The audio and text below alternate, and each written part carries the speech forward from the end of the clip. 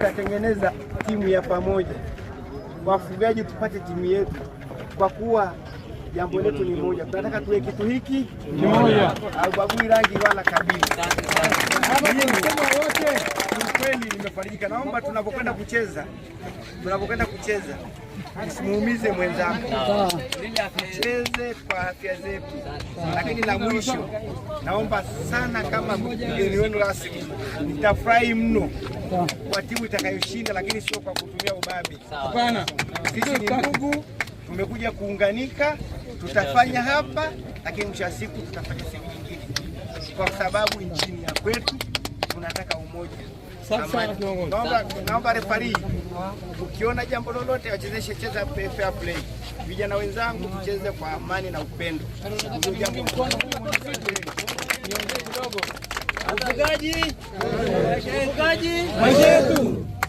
leo kwanza niwaambie, timu ya Miono na Mkata ndio timu inaicheza leo.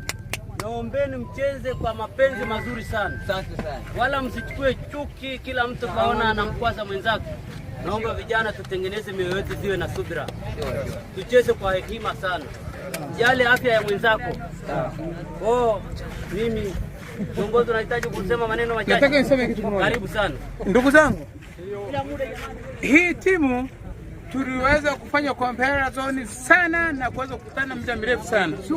Sasa nataka hivi, kama tumefanya hivi mpaka leo tumekutana hapa, mpaka leo tunaenda, kuna dada yetu mmoja mimi ambaye simjui, leo wamefanya maneno makubwa sana, tukutana Kilimanjaro. Hii ni upendo, huu ni upendo. Ndugu zangu, kuna mtu ambaye anijui hapa. Sasa tunataka tuseme kitu kimoja, tunaenda kuweka upendo Tanzania nzima, Tanzania nzima, watu waone kitu tunachofanya hapa, wote hizi ni Tanzania.